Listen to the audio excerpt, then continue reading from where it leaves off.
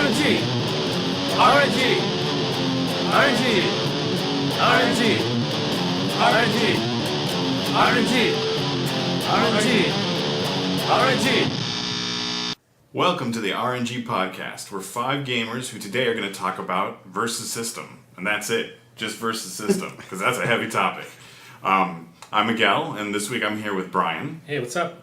Glenn. Blah. Mike. Hello. And Josh. Hi. Alright, so why are we spending our whole time dedicated to versus system? First off, it's like the greatest game in the galaxy. It got discontinued in 2008. Can't let it go.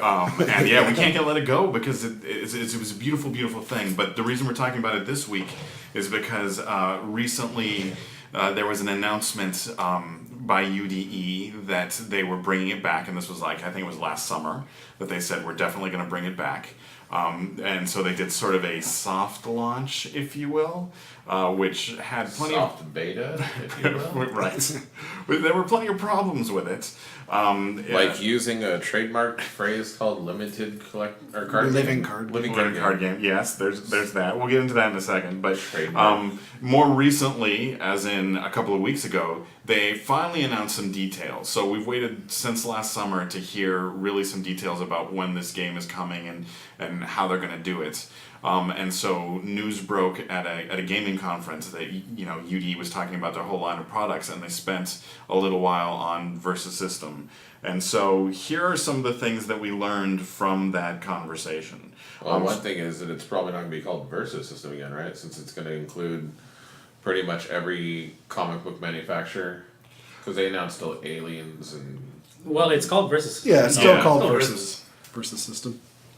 So I mean, it sounds like they're just holding on to that name for the fact that from the previous game, because, and with the other IPs involved, versus was because it was Marvel versus DC. No, I mean it's more of like versus everybody. Yeah. It's all these worlds fighting each other. So one of the things about the Marvel versus DC thing is that technically there were very clear lines drawn by each IP. Both Marvel and DC said, don't mix us up. Do not mix us up. You can have a Marvel set, then you can have a DC set, but don't be like, this is Marvel versus DC, because, I don't know, their lawyers probably would get all angry and panties in a bunch. They're like, this isn't 1975, what if? Right, yes, exactly. Now these things make money, so one of the, so originally when the game came out in 2003, was that it? Yeah. Something like that, yeah. Whew. Originally there was talk about, this doesn't just have to be superheroes, it could be a bunch of other things, and people got all excited about that. So now with this... Then it took all the way to Hellboy in order for us to see anything. Right, yes, exactly. So that's as far as it got. It got Marvel, DC, and then Hellboy got a little special treatment. And then that was it. There was no... Yeah, Hellboy was basically an LCG set. Right, yeah, exactly. You just bought Hellboy as a standalone. There was no real collectability other than you had to buy a couple of copies to get as 4 times some things, for the rares. But there was never a Transformers set or a Strawberry Shortcake set or a My Little Pony set as people thought it might spin out to if it got really, really popular. With this announcement, they not only announced, that it's going to be Marvel, but they really planted into people's minds that we also have, what did they say, Aliens? What else was there? Oh yeah, Firefly, The Crow. The Crow. They're basically a bunch of dead IP that nobody cares about anymore since 1995. But that might... Not that that's not unexciting. I mean, It's just they're obviously not trying very hard. I mean, they're like... So DC's not going to come up, right? So DC, right now, they don't have a contract with DC. Yeah, they lost that IP ages ago. Right, and so, a little bit of backstory. For those of you who haven't, who have heard about Versus System but never played it or never experienced it or know why it sort of fell apart, one of the reasons that it all fell apart, the main reason was... UDE. There you go, UDE. So the company itself... had many problems supporting this game, and it wasn't necessarily because of the fan base. In fact, the fan base was always there, or the money. In fact, when they closed up Versus, Versus was still making money off their sets. It wasn't making a ton of money, but it was still making money. So they still technically could have kept it going, but it wasn't making as much money as, say, Magic or Yu-Gi-Oh! Well, to be fair, also, Upper Deck shot themselves in the foot because at one point we were doing $1 million tournaments with 10Ks and $250 Pro Circuit qualifiers and making tons of money. Right. Then they announced the prize cut 2.5 years into the game. And all of a sudden half the player base left because they're like, there's no money in this game anymore. And then they said, we're still not making any money and cut the prizes even further. Isn't that the problem though? Because the pro players or like the hardcore players left, like the game kind of shrunk, and they didn't have enough casual players. That's what you need. Well, that's what I'm saying is they shot themselves in the foot. Not to get into too much detail, but the first prize cut that initially happened, they killed the amount of they killed half the player base, and they weren't losing money with the $1 million pro circuit and everything. They just wanted more money. Yeah, it's just comparatively, Yu-Gi-Oh makes so much more money. Right. Oh yeah, I mean, the pro circuit qualifiers are probably the dumbest idea in the history of gaming. $250 tournaments, so you can run as many as you want. It's not regulated. That's the problem. That's what I'm saying. Is like you have like an area like the Bay Area where you had, Tim Shields was our region coordinator, but then we had Rob and his company that did the West Coast Northern California region, and he ran PCQs because he was making hand over fist cash every second that he had the opportunity, and that cost Upper Deck $500 minimum per event, not including product, because they're paying out sealed or draft/sealed and constructed for every event, which was just ridiculous because then you start adding up that times however many regions there are times the many events. That's way more than they spent on the pro circuit or on the 10Ks. So they definitely had that issue. They had an issue of the game became popular very quickly. So the first set, Marvel Origins, and the second set, DC Origins, they did really well. They were very hard to find for the longest time. And then came the next set, which was Web of Spider-Man. And they decided to try a new strategy with this. And they took this set, they made a bazillion of them, and they tried to get them into the Targets and the Walmarts of the world. And it just didn't stick. And part of the reason that it didn't stick was because of complexity. Part of the reason that it didn't stick was just a really poor marketing drive for the set. And then another part is that was not the strongest set. Well, I mean, DC Origins was a pretty weak set too until Titans got broken. That's another thing entirely. Right. But also, Web of Spider-Man, they tried to go Two team centric, which did not work at all. For draft, that's what they wanted. It's like more like 2-color draft instead of a 4-color draft, and on top of that, those two teams suck. They're so underpowered, even compared to DC Origins, which Titans is like really the only strong. Like they're still weaker than that. So, for those of you who don't know this, so I worked for UDE for a little while, just as their, I wrote some columns for them, and I did some tournament reports, and it was in that time that I had access to people who actually created the game, built the game, and were there since the beginning.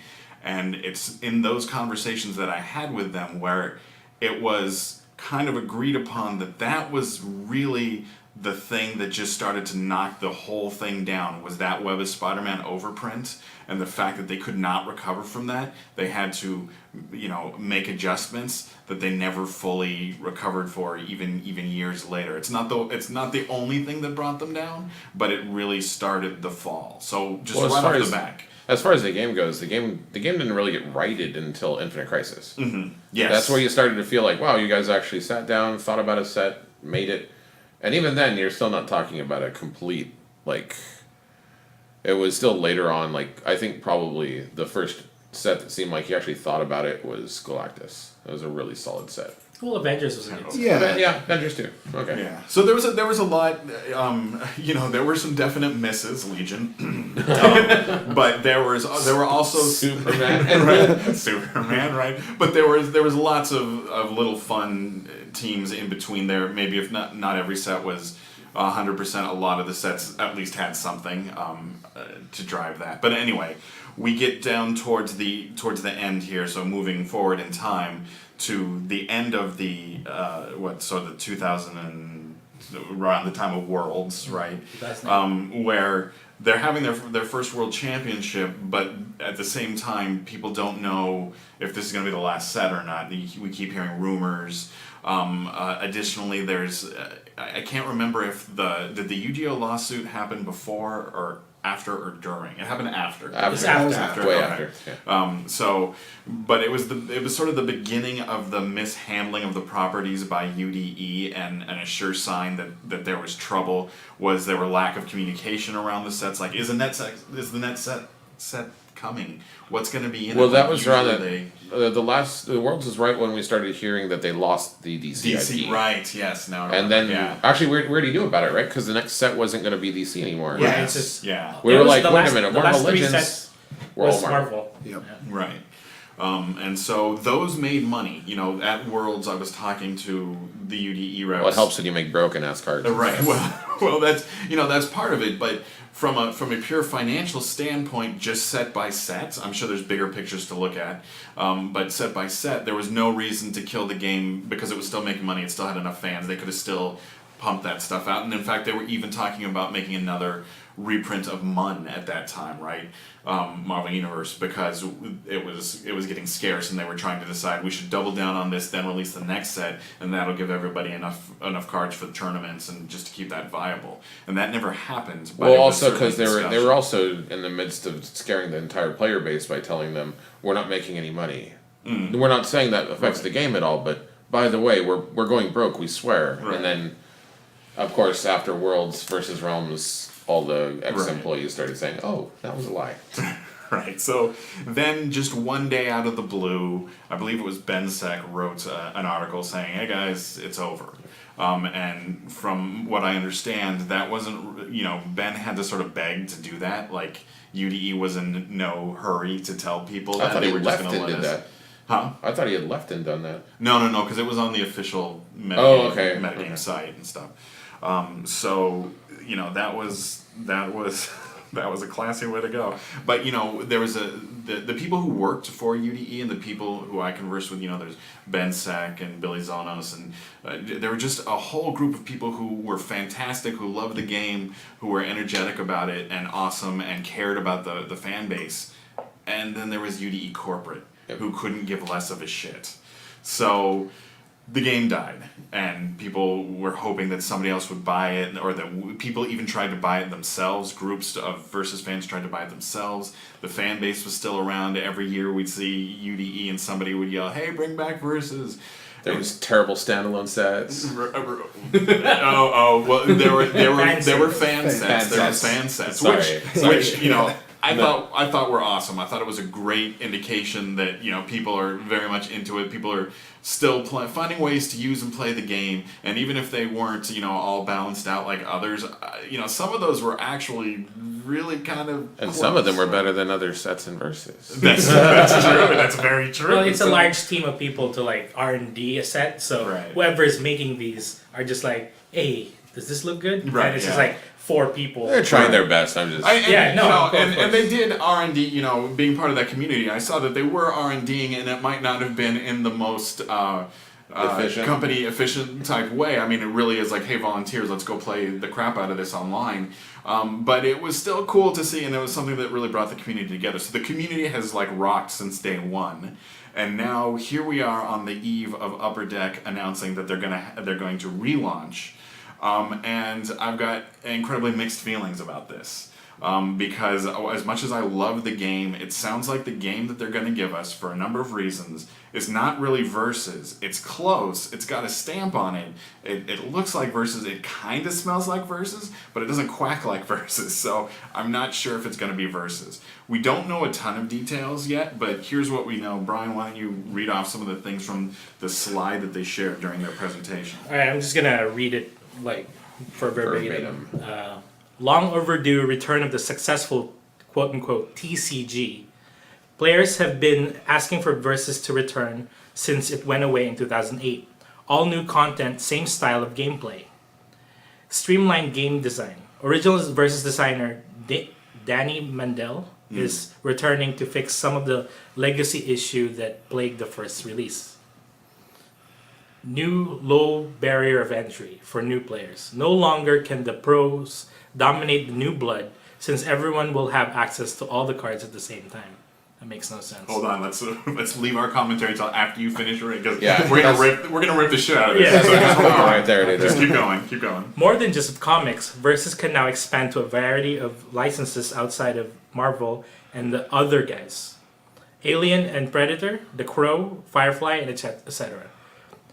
$49.99 SRP. Suggested retail price. Yeah. Approximately 350 cards included in one box. Enough for a large variety of deck design. And that's it. So where do we start? All right. Well, hold this? on. So along with that, there was video on Facebook that somebody put up of their little presentation around that slide, which was only like a minute and a half, right? So it didn't go into a ton of detail, and it basically just read off the slide, but it also gave a little bit more color around some of these points. So I don't know. Let's just start with that first point. What's the first one? Long overdue return of successful TCG. Yeah. So let's talk about TCG versus what they're going to put out. So TCG is you're running around, you're buying packs, you're searching for those rares. Trading card game. Right, trading card game. And so really there's this element of collectability to it, which some people just collect the cards. They don't even play this stuff. They just, they want four, they want all foils, whatever. Miguel. I played, just not very well. I was going to say much, but I'll go with you. And so that's not what they're going to do. They're going to release a set that you can buy, and it will have everything that you need in that set. Not unlike their current hit Legendary, right? Their Marvel. I don't know if I'd really. That's more like a Dominion type board game. Well, I think, it is. I mean, I think I it's would not gonna call be it an the same kind of LCG. I game. would say like Anachronism or the Warhammer 40k reiterations that they did. Right. Where it's basically you buy a set, and that's it. Like that's all the cards that you need. If you want 4 ofs, you may have to buy 4 of the set or whatever. But there's nothing limiting you. You can't just be like, oh, I bought a box of Versus and didn't pull the mythics I needed or whatever. Right. I'm Yeah, fucked. gotta buy another box now. Yeah. No, it's just you strictly like you buy 4 boxes, you're gonna have everything. That's Right. it. So we know that it will likely not be called a living card game because, as UDE learned the hard way, that's already been trademarked. Yeah. Last summer, when they decided to announce this, they decided to put together a little box of goodies, quote unquote, which included a bunch of cards from basically the first Marvel set.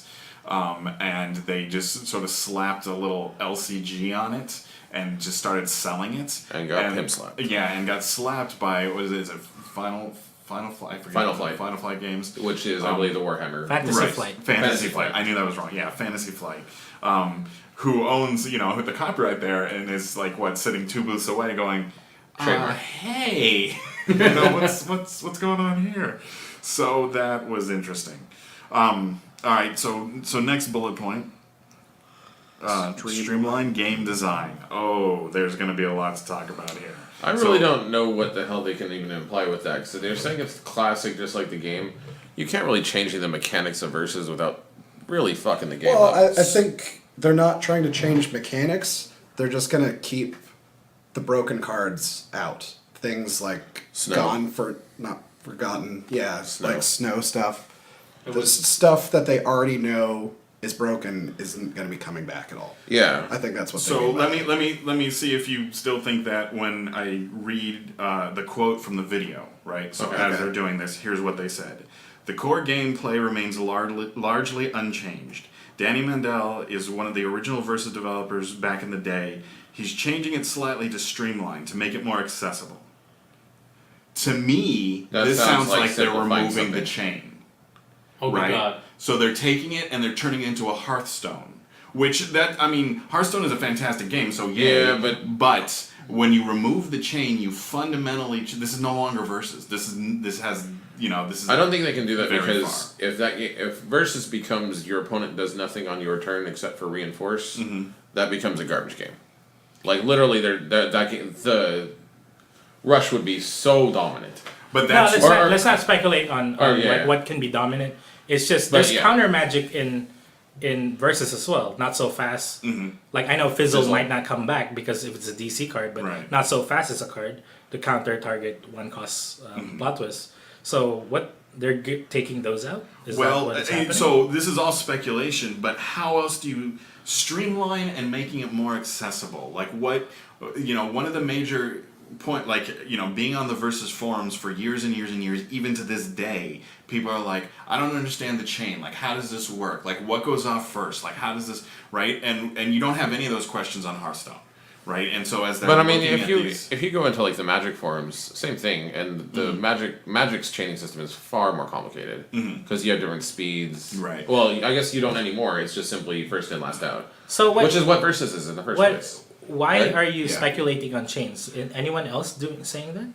Yeah, or just on the forums, some people have brought it up. Other people think it's kind of like what Mike said, that they're just taking out some of the broken cards and reconfiguring that. I just think if you're streamlining it to make it more accessible, like...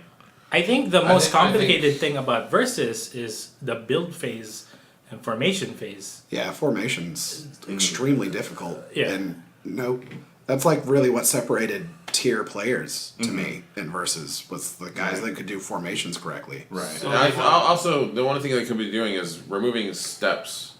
Like, make it the build phase, which includes formation, recruit, everything, so you don't... Because that got people lost. And just for like, those... because, one of the things you could be rules lawyered on really easily in Versus was, you moved a character and then recruited. Sorry, you skipped your recruit phase. Right. And for those of you who aren't as familiar with Versus or haven't played it in a long time, that build phase included, unlike Magic, where you just sort of lay your characters out, the build phase really there's some strategy there as to where you're laying your characters because the characters in back can reinforce and the characters in front might trigger special powers, and it's just, you had to put a lot of thought in it. You couldn't just play your character and go.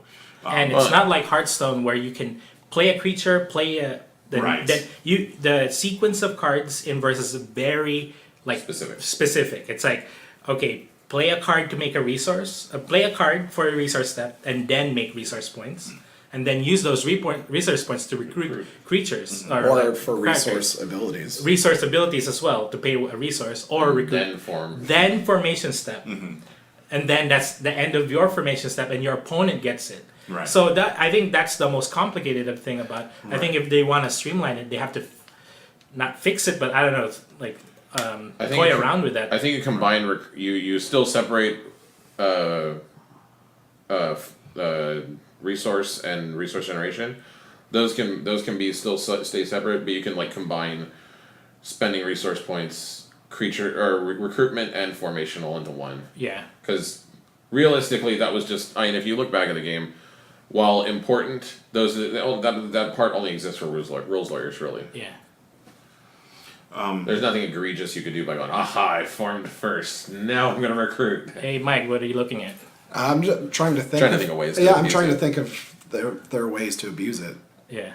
If doing formation first, then recruiting, if there's any way to do it. Yeah, there might be leader stuff, but I never thought those cards are overpowered or anything. Yeah. Like the things you can tap creatures before you can get multiple tap effects on your leader abilities. Oh, there you go. Stuff like that. Yeah. I think that's so far down the line in the game. I think they could easily fix that. Yeah, they could just fix it, leave cards out. Which I think you're right, Mike. That they'll just avoid snow. Overload's just not going to be a card, obviously. Mm-hmm. Yeah. Yeah. Dr. Light 3-drop is not going to ever be made. It's a DC card, so we don't have to worry about it. Yeah. He doesn't exist anymore. Well, no, Dr. Light, they'll make him into a Fearsome 5. Fearsome 5. Oh, wait. That's DC. That doesn't change it from being DC. My bad. Crossing D. Okay, so the next is a humongous fallacy, right? So the low barrier of entry for new players. No longer will the pros dominate in new blood since everyone will have access to all the cards at the same time. Let me tell you, I have 4 times every single Versus card that UDE officially released. And I am not as good as any of the players in this room on this podcast right now who didn't have half those, who would borrow cards from me, right? All the time. Right, and having, yes. But having the cards does not make you just because you have it, you're not suddenly equal to a world champ. You don't believe me? Brian will take you out. You just come up and challenge him. He will show you with even half the cards in your box. I almost wish we could talk to Keebler or something like that about what do you think? Does it really matter if everyone has someone has Yeah, cards? exactly. No, I mean, go to Magic. There's plenty of cash players who sit there and just plunk down like a ton of money to make a deck, and then they still suck. Right. Like, Yeah, totally. It has absolutely nothing to do. Yeah, with Magic whether and cards Versus are is very skill based. Like, there's a lot of skill there. I mean, it is a card game, so there's variance, but like your skill push your percentage up. Yeah. Just by a little bit, and that's enough. Get yourself to 57%, 58% win percentage, and that's way enough than some guy that doesn't practice all the time. Right. And there's a lot more ways to mess up in Versus. Right. And so that's we were talking about this the other day about how the most unforgiving game ever. Like, put one guy off to the side, forgot to put him in behind or next to somebody so it could reinforce. Now somebody just slices your entire formation apart, and kills you in one turn. Right. It really is sort of the it's been called like the chess of trading card games, and it really is because you have to be paying attention all the way through your turn and your opponent's phases and everything. You don't just let stuff happen to you. So that's why I get worried when they're starting to say, like, we're thinking about the new players, you'll have the same cards, you'll be able to kill it. And then I'm thinking, the chain, the formation step, all this stuff, I think we're worrying about that on our side because we know what the game is, but people who don't know what the game is and they're like, this is a game from way back when, they're bringing it back. I think it's going to be too hard for me to come in. And they're like just kind of easing their feelings. Right. Hey, you don't have to know this game. Right. Everyone gets the cards. So Right. people who had the cards way back in the day, they can't use that shit. Right.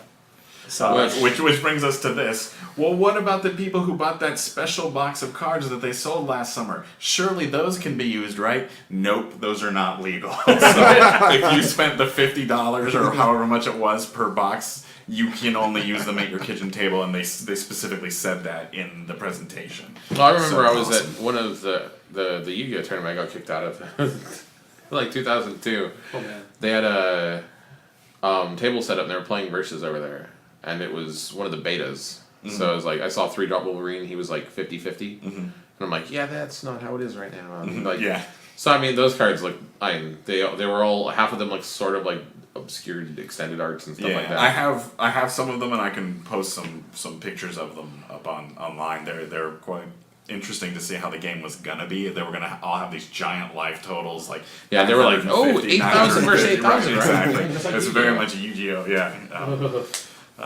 But they realized the Versus player base didn't want to do that much math. Right. I'm good at math. Yeah, I've seen you play Yu-Gi-Oh, liar. And then we have more than just comics. Like this part I don't care as much about. Like, sure, if you want to do a Crow set, I'm not going to buy it, but it sounds interesting. Hater. I mean, this is what Dice Masters is doing, and it's kind of interesting. Like, I'm going to buy all the Marvel and DC cards. I bought some of the Dungeons and Dragons cards, thinking I'd be excited about it, but I looked at them and I'm like, yeah, I don't need these. So I'm not buying those. I'm not buying the Yu-Gi-Oh cards. So I think people will be the same way with this. The only thing I worry about is like the Crow. So is that going to be like a one-man standalone deck that's going to be absolutely horrible and just unplayable? Yeah.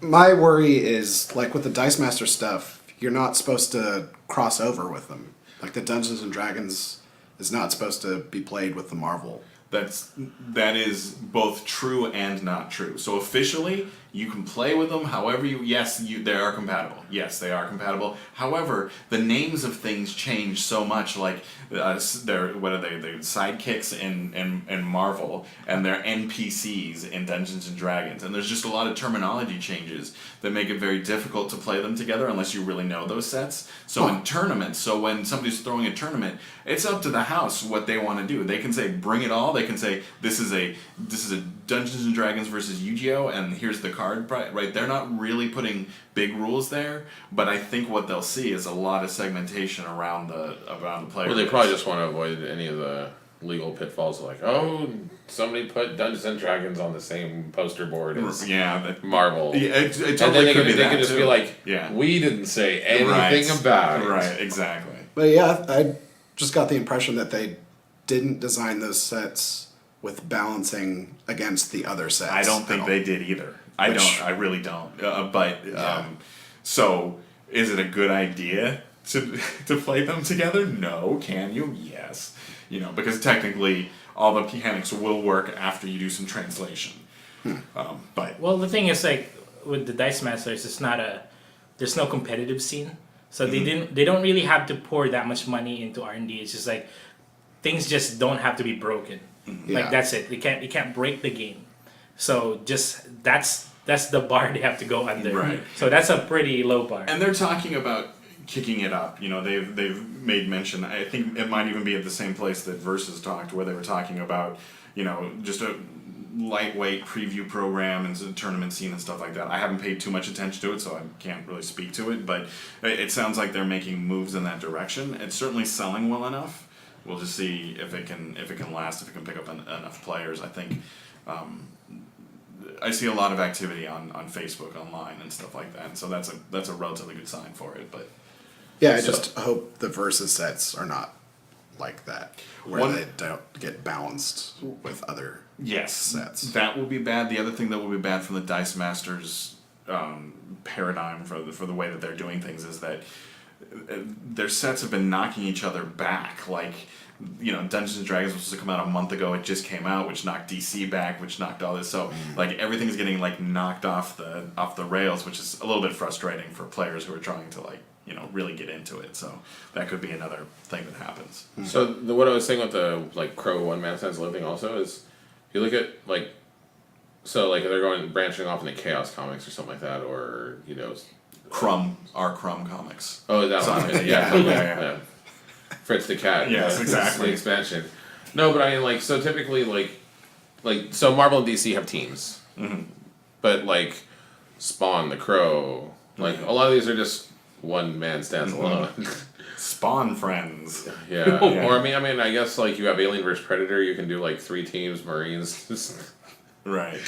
Space Marines or whatever, and then, or Wayland Corp, I guess, would be the 4th team. Oh, there we go. Yeah. That's that right there. The thing is, they don't have to change the terminology. Characters are characters, plotters are plotters, locations are locations. Right. So it's not like they don't have to change the terminologies. So is the Crow an equip for? Sorry. The thing is that when they make the Crow, by halfway through the game you just die, you lose, because you can't finish the movie. I like the movie. Shut up. Spoiler alert. Real life spoiler alert. Hey, wait. So could there be 4 crows? One's Leonardo or Edward Furlong. Yeah. He just sucks. So it's not even versions; it's their actual actors. That would be sweet. That would be so. I would play just for that. It's I play Edward Furlong. Wow. Yeah, he gets stunned by coming into play. So one of the things in the announcement, and then finally price, $50. Would you pay $50 for 350, 400 cards? No. Would you pay $200 to be able to have 4 of everything?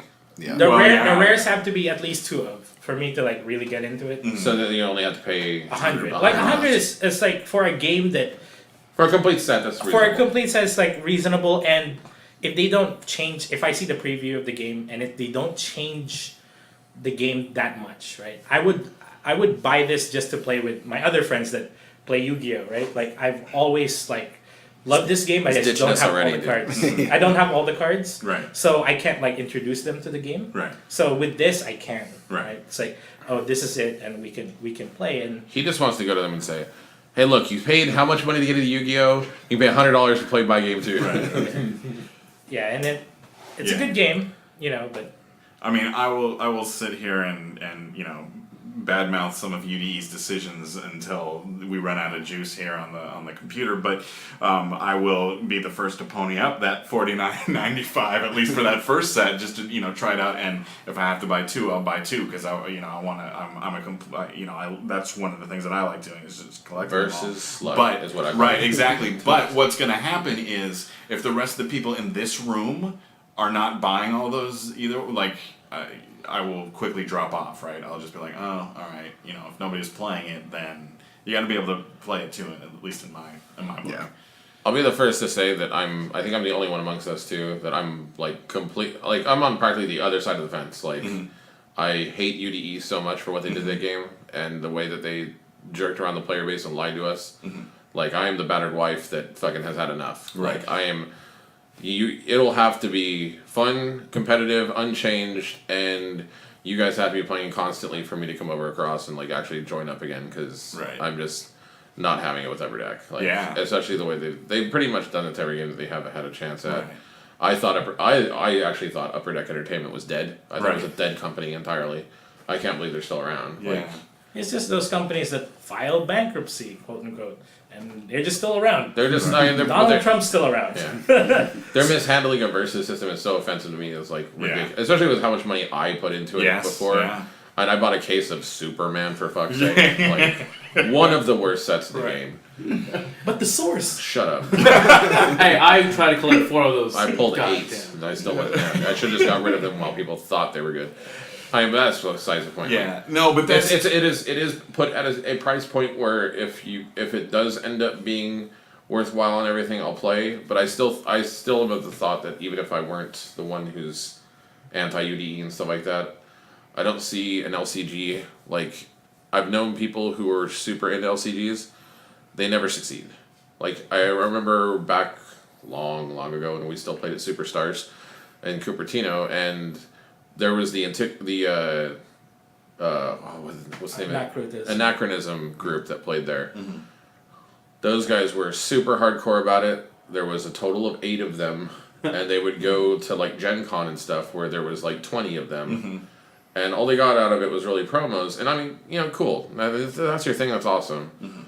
But I mean, if we're playing a card game and it's competitive or something like that, I know Brian knows the same thing. Is that we want a diverse play group of competitive players who are good at the game. Right. It was for a while. I know Brian had fun when he went to the big tournaments, stuff like that, and winning worlds, etc. But going to games of Berkeley and pounding on noobs was not fun. It was nice for Brian to collect a paycheck or somebody else to collect a paycheck, but other than that, well, I mean, it's not only. I mean, there are friends that we visit. Yeah. Berkeley, but I mean, for the actual gaming portion of it, it was just we're just going through the motions, and then we were hanging out with Walt and other people, stuff like that. It's just that. Especially in the NorCal region, it's just there's a lot of casual players that really like to play the game, and they play casual as Timmy's, and then they play themed decks, I'm only playing Doctor Doom and all the bad guys, or I'm playing Spider-Man and the Spider-Man, and we play it as I'm gonna play the best deck, and it doesn't matter who's teaming up. Could be Ruin with Punisher. Best cards deck. Yeah. So especially towards the end, it was literally just good cards deck. Yeah. So I mean, if they're able to put together something that's awesome, it still just seems like Upper Deck is just trying to use that IP while they can to make some money. And I think that you just when you said what side of the fence you stand on, you basically just had 1/3 of the Versus audience jumping up and down, going "fuck yeah," that's how I feel too. Yeah. It'll be interesting to see. Which I mean, I would like to say that I don't necessarily want the game to fail. I'm not sitting here cheering, going yeah, fuck you guys. It's something you guys are going to enjoy, regardless if it's for 2 months or if it comes back to life. So I mean, I do want it to succeed on that level. I'm just not going to sit there and pony up the cash myself. Yeah. Up until I finally see that it's actually worth my time. Right, and that they're actually supporting it. One of the things that worries me is how out of the gate introducing this slide. One of the very first things they said is they were talking about so Versus went away, and the reason it went away, they blamed it on attrition versus acquisition. They had more players leaving than they had players gaining. okay, technically that might have been true, but there's a fucking reason for that. And it's because you were driving that shit into the ground. So that's the real reason it died. Saying, oh, attrition versus acquisition is just like, it's a bad way to start off a conversation about versus. AKA pure fucking bullshit. Right, exactly. So that made me sort of roll my eyes and go, oh my god, this is really how we're starting this. Lying. Right, exactly. No, I mean, technically it might have been the truth, but it's a bullshit version of the truth. Well, and that's what we're used to with UDE, so I shouldn't be surprised. It's exactly what they've shown us, is lies through omission. Right. They're like, of course you were losing more players and gaining, because you were fucking half of them in the ass while you're letting them leave, so that doesn't help anybody. And then the barrier of entry to this game is so high. Mm-hmm. Like, the more set that comes in, the harder and harder it is to come in. That low barrier of entry is going to disappear once the second set comes out, because all of a sudden you're going to, depending on whether or not they jump to, like, what the third Marvel set was what? Marvel Knights. Yeah. Marvel Knights. So concealed. So concealed optional, and you're going to have, and possibly, what's the evasion? Oh, Evasion was in Spider-Man. Yeah, so you would bring that in as well at that point, right? One thing I want to ask, or I was thinking like, to simplify the game, I would think they would try to control the color wheel. And what a color wheel I'm thinking, I'm saying is, if you guys don't play Versus, there's teams in this game. X-Men, Brotherhood, which is Magneto's team, Fantastic Four, Doctor Doom, right? There's teams to this thing, and teams have specific plot twists or spells in their deck that only work for that team. And every set they release 4 to 5 teams that adds more colors. So colors as in Magic, which has blue, red, blue, black, white.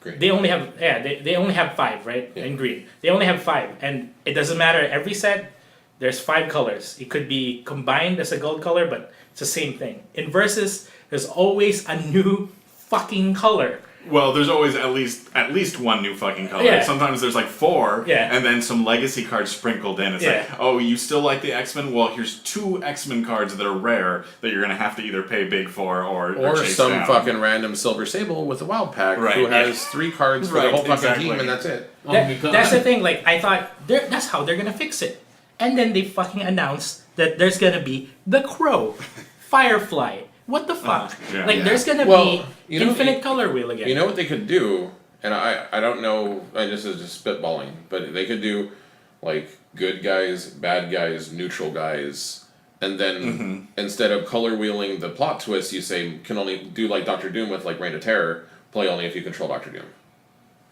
Yeah. I think that helps, but on the same token, though, that's still super broken because you're like, oh, I'm playing good guys, so I get Garth and all this other shit. But the thing is, if they're selling these as packs, it becomes a little bit less of an issue, right? So I'm buying this $50 block, and I'm just getting everything. I have all the colors. It's not like I have the option to buy a special sub pack that will only help one team or the other. So I think it's a little bit less of an issue there, but it is a little interesting. You know, my friend loves Alien, I love the Crow, and there's 2 Alien sets. That's what I'm one saying. Crow set, for barrier of entry, the colors that they keep introducing makes the game more complicated.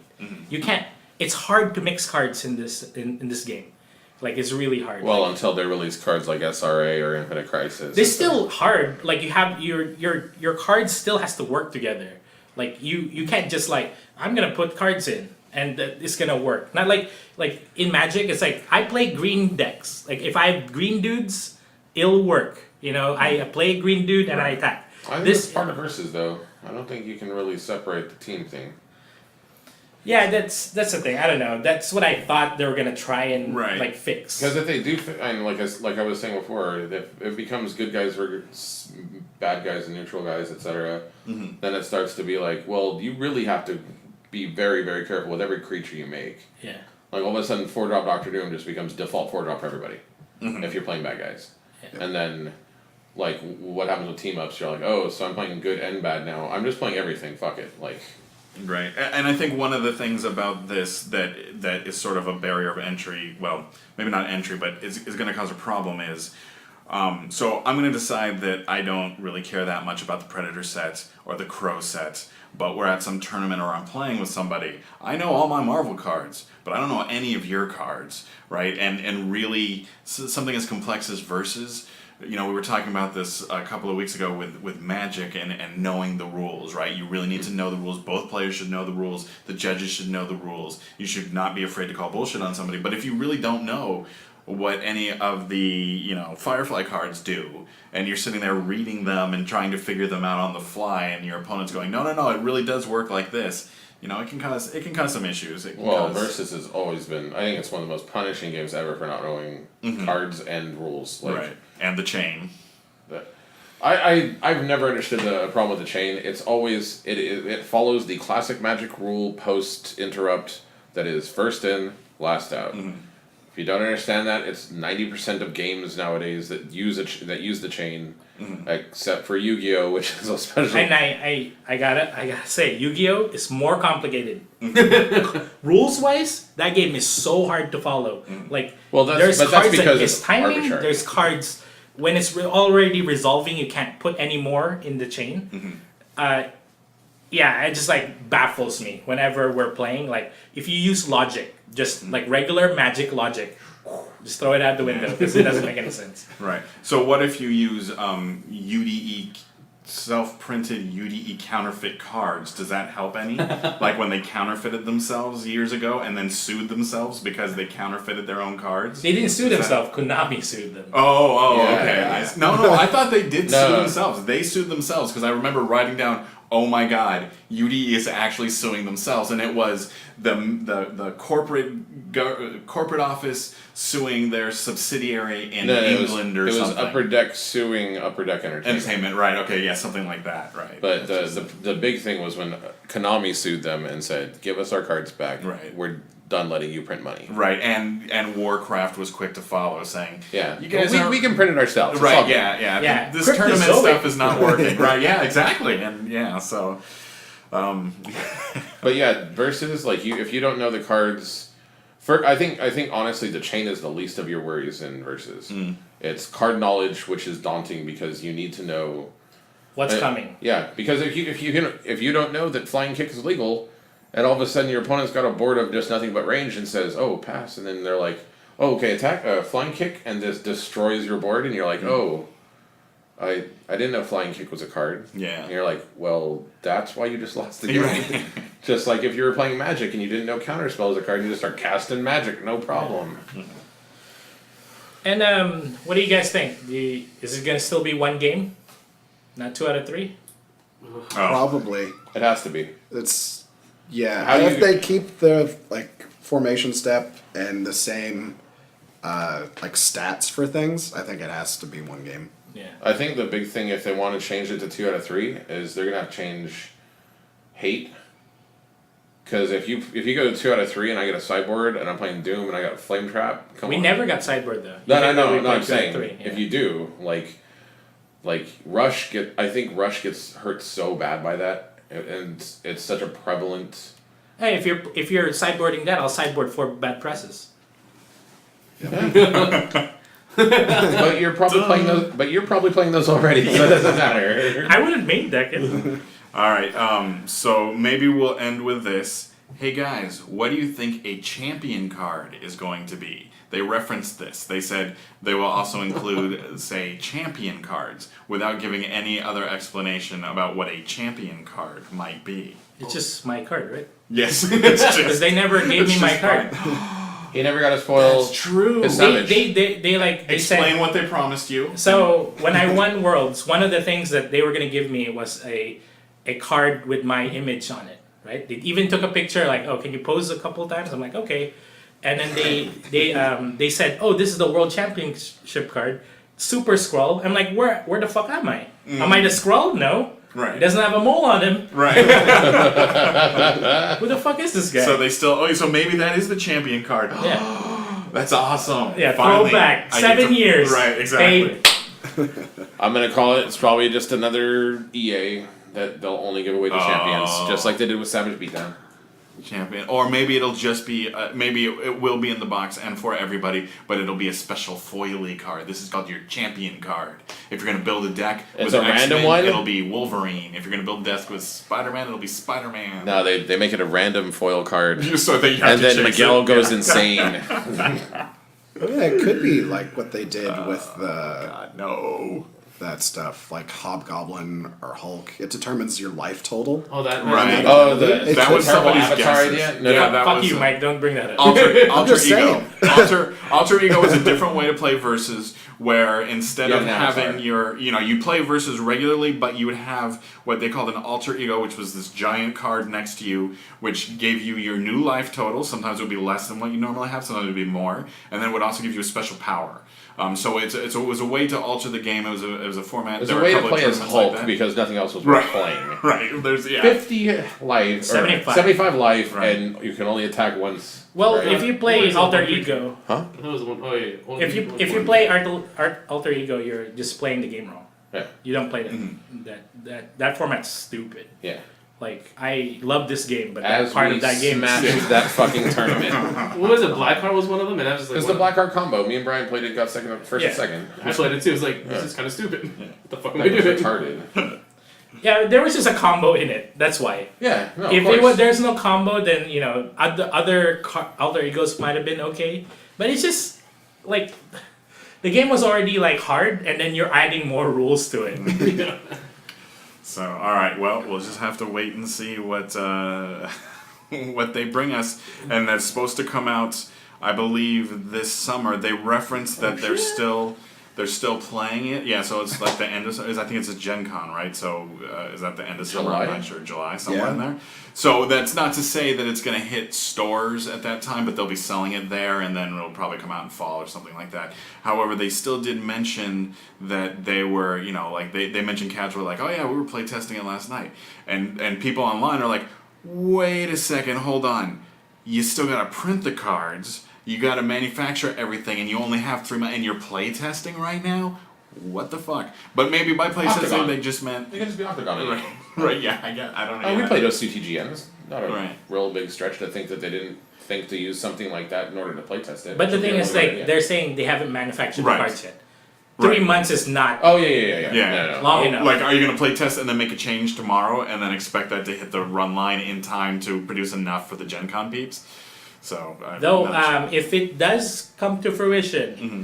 we will have a Let's Play of this game. Yes, we And will. And lots of random. We will. Even I'll play that. Yeah, we will Let's Play, and even though there's a lot of bad points right now for this game, but all in all, I still love this game. Yeah. And we're all just conjecture. It's all conjecture. We have Right. to decide, figure out what actually happens. Right. It's So- all come from love. I think Yeah. I think we all feel that we really love this game and we hope for the best and it could turn out great. There's a lot of signs that are just big question marks. I wouldn't even say that there's anything super 100% for sure negative, but with all these question marks out there, it'd be great to hear some answers, especially with the game just about to be dropped in a few months supposedly. We would think we'd hear a little bit more about it by now, but we'll Gen see. Con might not be an indie, so we don't know. That's when well. gonna I think happen. this one will be, but after that, yeah, Okay. it won't. Good for Gen Con on that one. All right. So we'd love to hear from both former versus players and those of you who are thinking about getting into it. So please leave a comment. Let us know what you think, and maybe we'll even address some of those comments in the next cast. So Yeah, we'll respond. yeah. All right. Thank you, everybody. This has been the RNG Podcast, and we're signing out. Bye. Thanks, guys.